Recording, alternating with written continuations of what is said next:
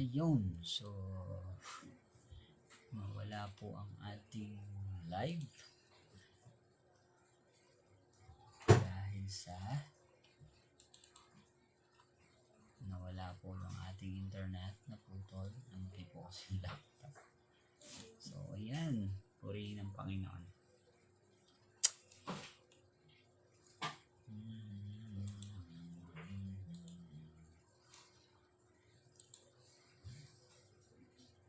Good evening. Ituloy po natin ang ating pong pag-aaral ng salita ng Panginoon. Malapit naman na tayo matapos, pero gusto ko lang ituloy. Sayang maaga pa naman. Mag-save kaya.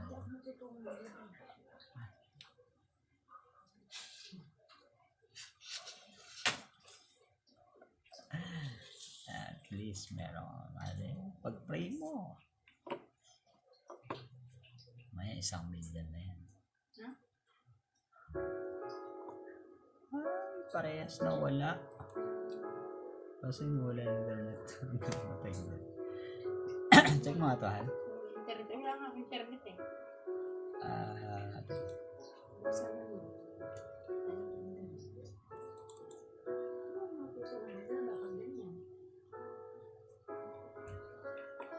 Bakit ganito?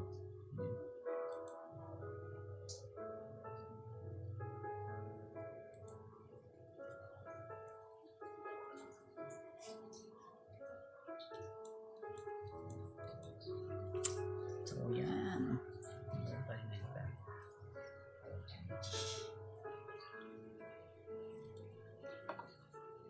Paano ito ba?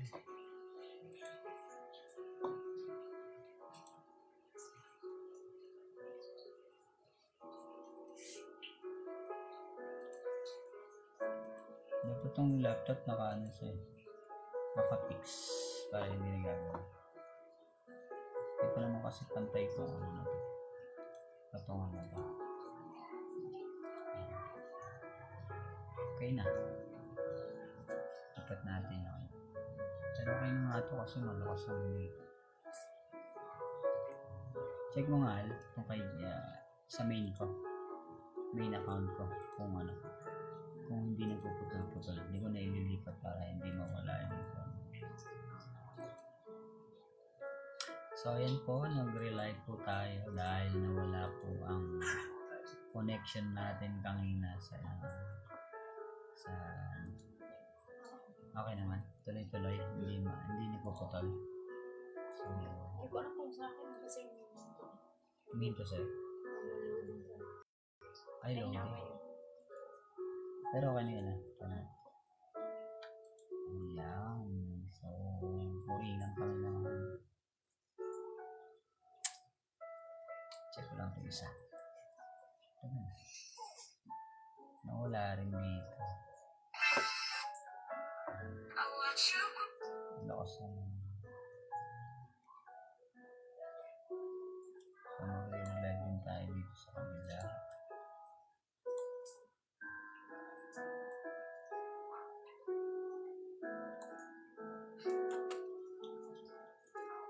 Yan po. Okay. Pakishare na lang po ang live.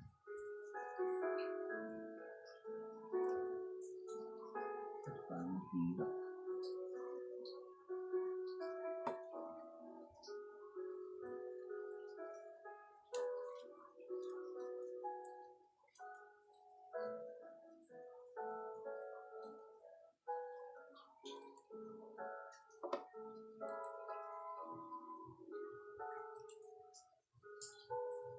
Konti na lang yun.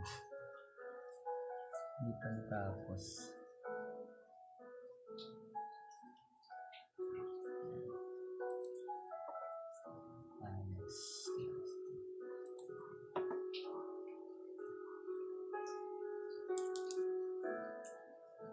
So ayan po, malapit na po tayo ng verses na lang po ang ating pagbubulay-bulayan na wala pa po yung ating internet. Kaya Mag-rely po tayo ulit. Amen. So, tapusin po natin. Ano po? Tapusin po natin mga kapatid.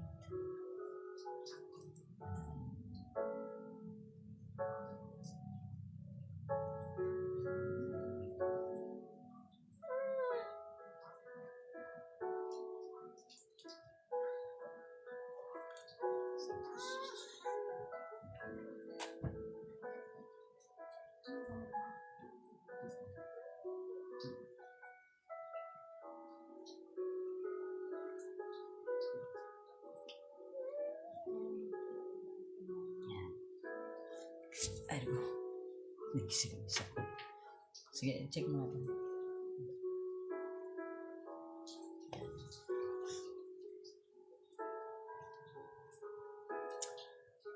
Kasi wala ito pagka pinalitan ko ng connection. Yung pong pag-aaral ng salita ng Panginoon.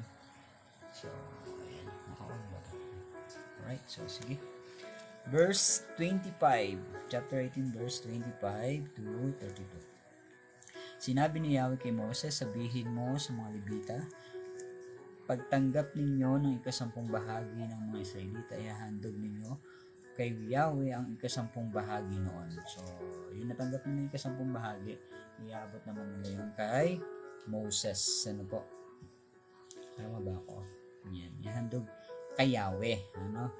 Kay Yahweh ang ikasampung bahagi noon. Sa makatwid ay ang ikasampung bahagi ng ikasampung bahagi. Okay, so tithes of tithes.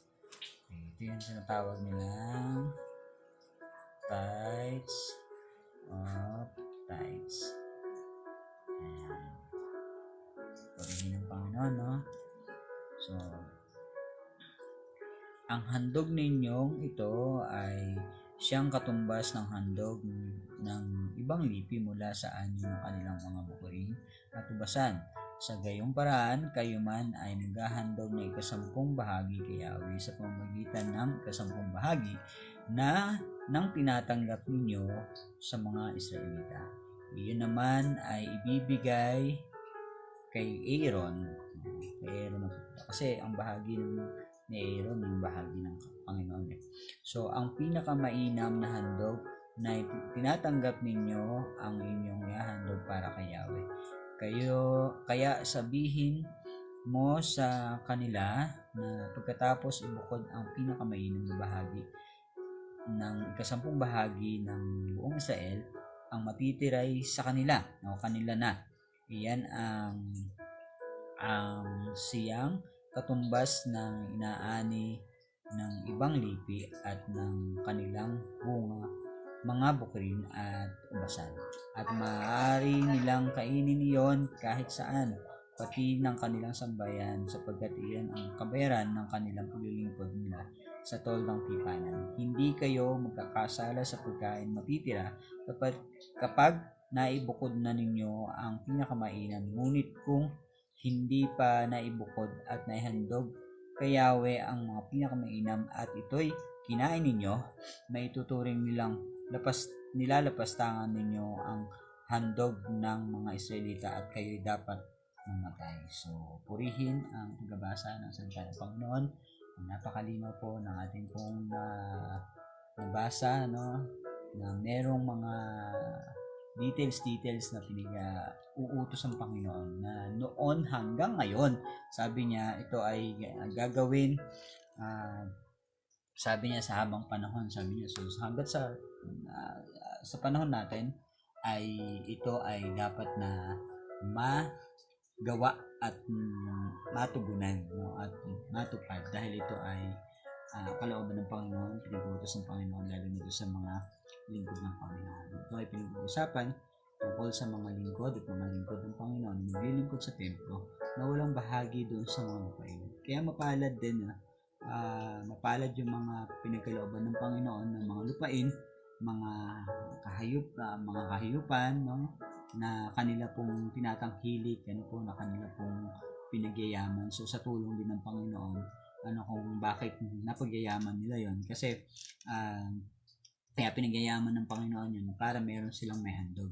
At yung handog na yun ay ang makinabang nun ay ang mga Libita at ang lingkod ng Panginoon na si Moses at si Aaron na sila ang walang bahagi sa lupain at sa mga hipon. Kasi ang trabaho nila ay doon lang sa loob ng tipanan ng Panginoon. Sa tol ng tipanan ng Panginoon. So, papansinin po natin, may parte ang lahat. Kaya hindi pwedeng mainggit yung mga Israelita sila sa mga Libita at sa kila Aaron kasi sa kanila ipinagkaloob ng Panginoon yung mana na kung saan meron silang lupa na sasakahin, meron silang mga pananim na aanihin at meron silang mga hayupan na pagyayamanin. So, si Lord pa rin ang nagbigay at si Lord pa rin ang papalago sa kanila noon at nagpapabunga noon para meron silang may handog. So, yun naman ay mapapakinabangan din sa pamagitan ng pagdadala nila ng kanila pong ikasampung bahagi na sinabi din ng Panginoon para po merong kaya nabanggit sa Malakay na merong kainin ang mga at matugunan yung mga pangailangan sa loob ng templo. So, yun po yun. Kasi merong mga nagtatrabaho sa loob ng templo na karapat dapat naman po na bahaginan at makatanggap ng kanila pong pinagpaguran. Kasi nagpapagod din sila. Sinabi nga dito, nagtatrabaho sila. Kabayaran, sabi ng Panginoon doon, kabayaran ng kanilang paglilingkod sa akin, sabi ng Panginoong Yahweh. Kaya maganda po na matuto tayo sa ganito kasi katulad nito pag napag-aaralan natin, nababasa natin, makikita natin is step by step naunawaan natin yung kalooban ng Panginoon at nang sa ganun maisa katuparan natin kasi pag hindi po natin maisa katuparan, sabi nga dito nagkakasala tayo, nilalapastangan natin ng Panginoon at sabi doon ang resulta nun ay ang kamatayan. So hello po yung Gina. So ayun. So yan po ang nakasaad po sa ating pong Bible reading at sa ating pong pagbubulay-bulay. May naunawaan tayo na dapat natin gawin. Hindi lang ito sa panahon ni Moses, kundi ito ay hanggang sa kapanahunan natin. Kasi sinabi ng Panginoon to na kailangan maitupad to sa habang panahon. Okay? Sa habang panahon. Hindi lang sa panahon nila, kundi hanggang sa panahon po natin. Kasi God is the same yesterday, today, and forever. Kung sino yung Diyos na pinaglilingkuran ni Moses at na Aaron, yun din yung Diyos na pinaglilingkuran po natin ngayon sa panahon po natin ngayon. Walang ibang Diyos na sinasamba, na pinasasalamatan at pinupuri, pinaglilingkuran po at ang Panginoon po natin at Panginoon nila Moses at Aaron sa panahon noon. So, salamat sa salita ng Panginoon. Meron tayong muli, narimahin tayo, at mas klaro na intindihan natin, naunawaan natin. Kaya nga po, sa mga dumaan po sa live na to, meron po tayong caption dyan sa ating pong live, So, sa huling verse, napansin po natin doon, ang pinakamainam na handog na tatanggap ninyo, yahandog para kay Yahweh. So, hindi, sabi nga dyan, meron akong tatlong nilagay dyan. Ang paghahandog sa Panginoon ay ang pinakamainan, hindi tira-tira. Hindi tira-tira. Buong ikasampung bahagi ng ani. Buo yun at hindi dapat binabawasan. Okay? At pangatlo, ibinubukod na ito. At hindi na ito pinakikialaman pa. Huwag na natin pakialaman kasi pagka pinakialaman po natin, kakasala po tayo sa Panginoon. Yun nga, sabi niya, ilalapastangan natin siya. At anong dapat sa kanila ay mamatay. So, period yun na sinabi ng Panginoon. At sa kapanahonan po natin ngayon, biyaya na lang po ng Panginoon na tayo po ay buhay pa dahil lahat tayo naman ay hindi talaga nakakatuloy sa bagay na ito. Pero kung iisip-isipin po natin at lagi po natin ilalagay sa ating puso at talagang bibigyan natin ng importansya yung salita ng Panginoon, masusunod po natin yan. Dahil sa tulong na rin po ng ating pong Panginoon, ang Banal na Espiritu ay magagawa natin ang lahat ng bagay sa tulong ng ating Panginoong Jesucristo. Hindi lang sa bagay na pansarili natin na sagana sa atin. Kasi kung sa sarili natin tayo mananangang, malamang talagang hindi natin nabibigyan ng panahon at oras ang Panginoon. Maraming ang taong ganun, di ba? Hindi na nga nila maibigay yung oras nila.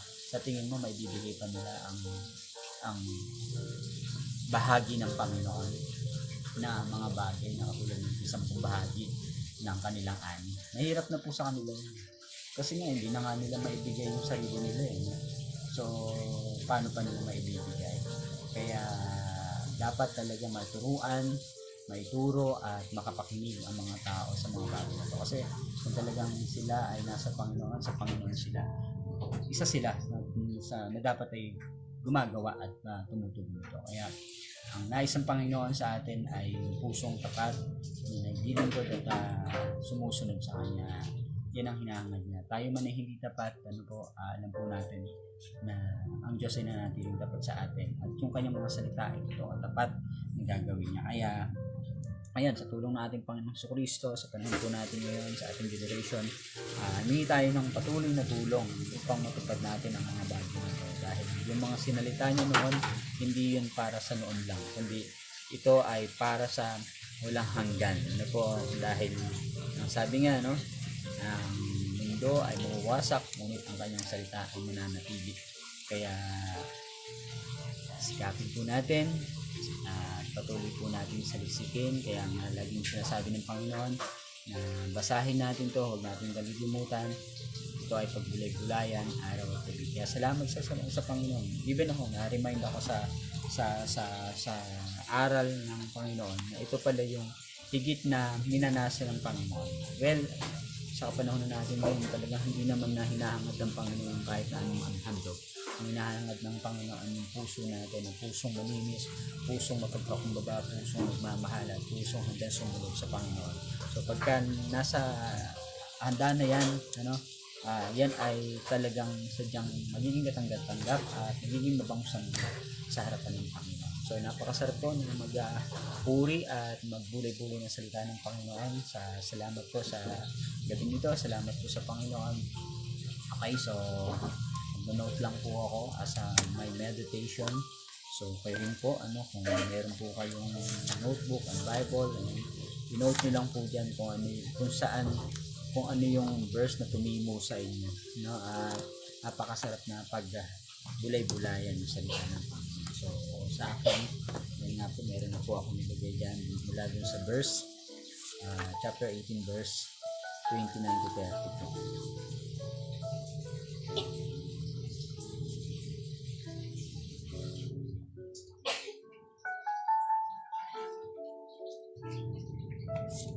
Kaya susulit po ako.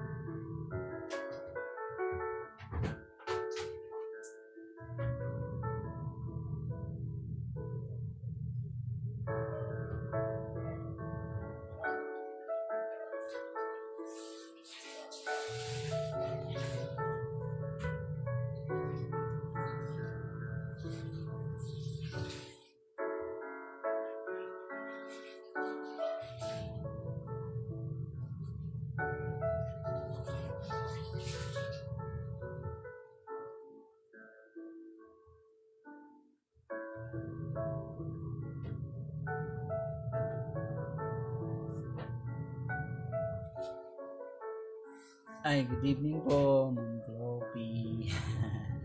So, ano na po ako, nagme-meditate na po ako, nagsusulat na po ako sa mga napag-sharean po kanina. Bali, na-cut po yung live, nag-relive lang po ako. So, purihin yung Panginoon. At nandyan po kayo. So, opo, andyan po yung chapter natin, verses po natin, pwede niyo pong basahin pag kami Bible po. So, sa meditation, ginagamitan po natin ng SOAP. Ibig sabihin ng SOAP ay scripture. So, quote po tayo ng scripture doon, then observation, yung O, then application, kung anong application ang nais ng Panginoon na gawin po natin. At yung P po, yun po yung prayer. Okay, so, prayer na ginagawa po natin sa Panginoon. Okay, so, yun po. Application.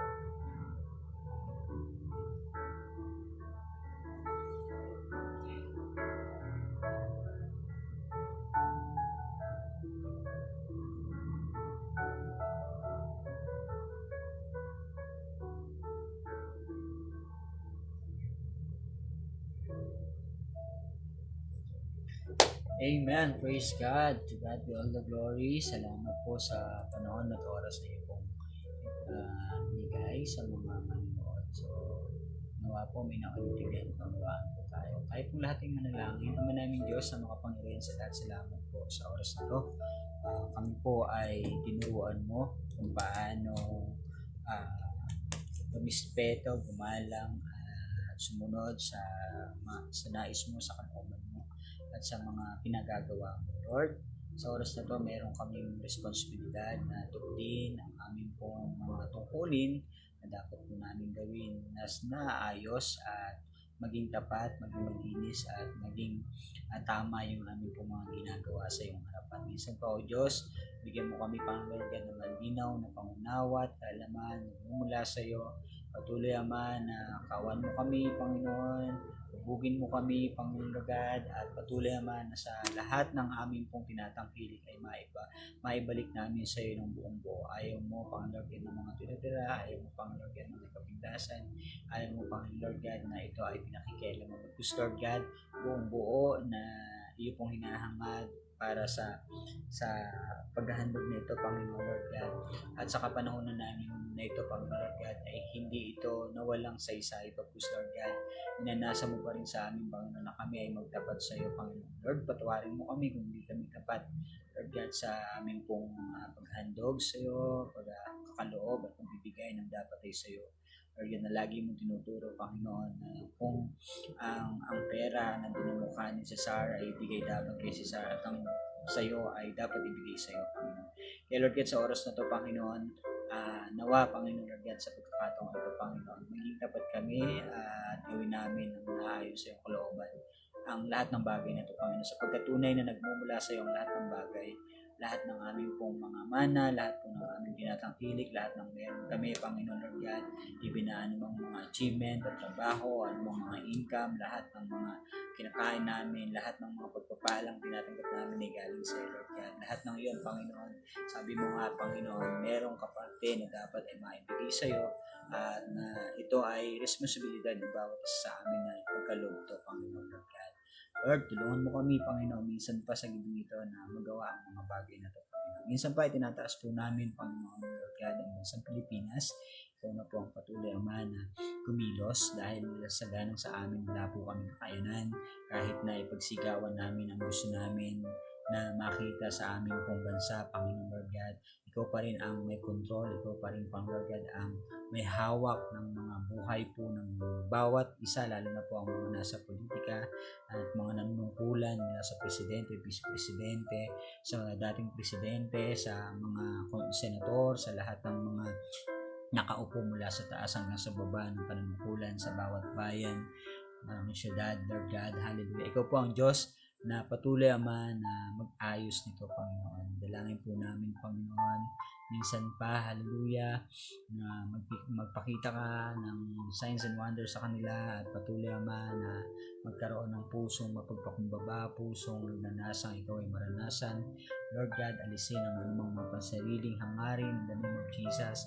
Lord, linisin mo ang bawat desire, Lord God, na hindi na naayon sa iyong kalooban, Panginoon, Lord God. Minsan pa, O Diyos, hallelujah, sa nalalapit na eleksyon, patuloy kang gumawa at kumilos pang magluklok ng tamang tao, Panginoon, na galing mismo sa iyo, Panginoon, hindi lang dahil sa kanilang otoridad o hindi lang dahil sa kanilang kapangyarihan na meron silang mga posisyon o meron silang kayamanan, Lord God, because mula sa puso mo, Panginoon, Lord God, ang lingkod na dapat ay manguna sa amin, Lord God, kung paano pinili mo si Moses from nothing into something, Panginoon, Lord God, na siyang nag-lead ng sangkatauhan ng babaeng minamahal mo na ng mga Israelita, Lord God.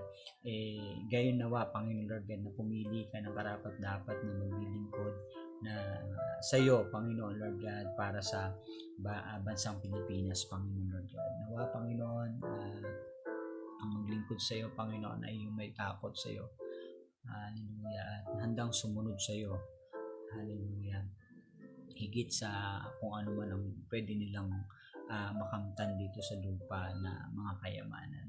Minsan pa, O Diyos, sa oras na to, Panginoon Lord God, hallelujah, inilapit ko 10 ng aking pamilya, 10 ng pamilya ng both side namin Yancy, so mga pamilya ng bawat mananampalataya sa lahat ng dako, Lord God, sa tahanan, sa bawat tahanan, Lord God, patuloy, Ama, na maghari ka sa lahat ng mga churches, Lord God, patuloy na pangunahan mo at patuloy, Ama, na pagpalain mo, Lord God, sa paglilingkod, tulad ng pag-aralan po namin sa loob ng templo, sa mga nakatayo dito, mga ipinilagay mo dito, maging maayos yung kanilang paglilingkod po namin ay maiayos sa lahat, Panginoon, dahil ikaw ang Diyos ng kaayusan, Panginoon. Kaya maraming salamat sa mga aral na sinasabi at tinuturo niyo po sa amin, Panginoon. Salamat sa panahon na ipinagkakalob niyo po sa amin upang kami matuto, maka-witness mismo ng mga bagay na to na nais mo sa buhay po namin. Salamat, O Diyos, sa iyo pong kabutihan. Minsan pa nilalapit ko ang lahat ng may sakit karamdaman. Panginoon, ikaw po ang Diyos na magpagaling.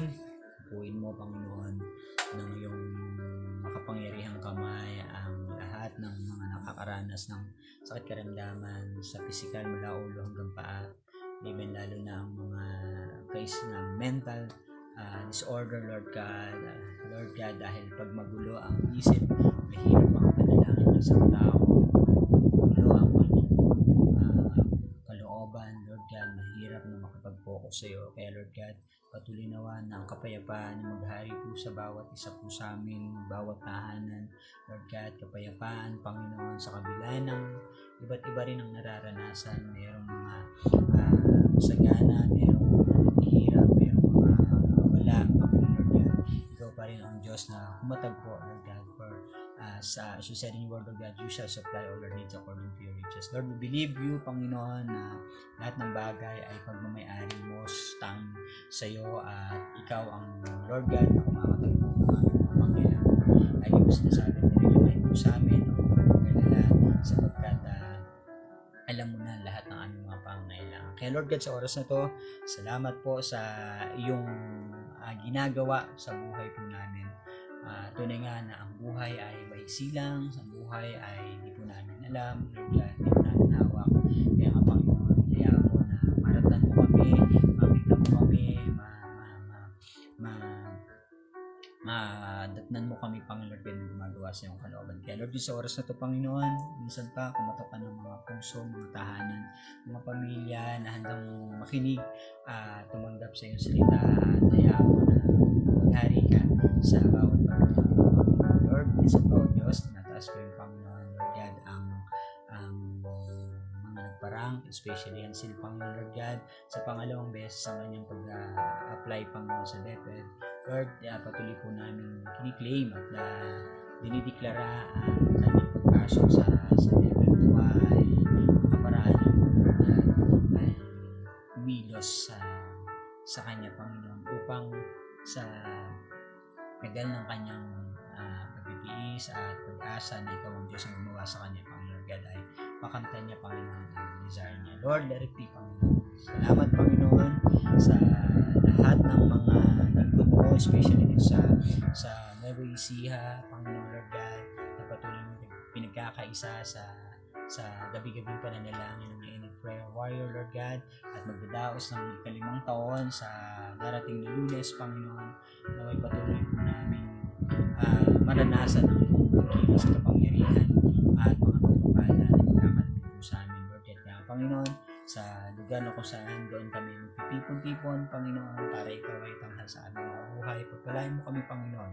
Pagpalain mo ang mga ginagamit mo para magkaisa ang lahat ng mga lingkod dito sa Nueva Ecija, Panginoon, sa lahat ng sulok ng Nueva Ecija, sa lahat ng mga churches, Panginoon, Lord God, na nandun ang iyong mga lingkod para mapaya ang salita, gigamit, Panginoon, Lord, sa punakan ng mga katuwang sa church, lahat ng mga miyembro, Panginoon, ay patuloy na magkaisa sa Espiritu at katotohanan, patuloy sa pagsamba at kakaisa sa puso at sa isip, Lord God, na handang sumunod sa iyo, Panginoon. Salamat, O Diyos, sa gibing ito. Salamat, Panginoon, sa buhay at kalakasan.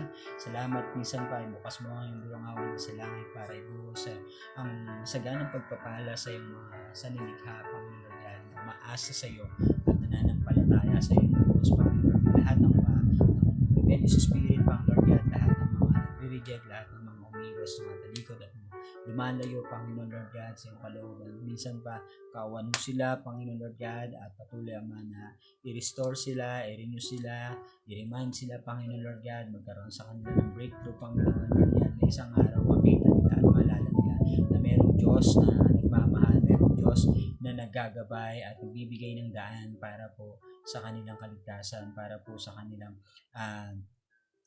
paglayo o pag-iwas sa kapahamakan na nakakaharapin. Lord, sa oras na ito, Panginoon, may maranasan po namin lubos-lubos, tunay nga na ibinigay mo na ang lahat sa pagpila ng Panginoon sa Kristo. Lord, sa oras na ito, Panginoon, hayaan mo, Diyos, na patuloy po namin maranasan sa habag at grasya mo, sa iyong biyaya, Panginoon.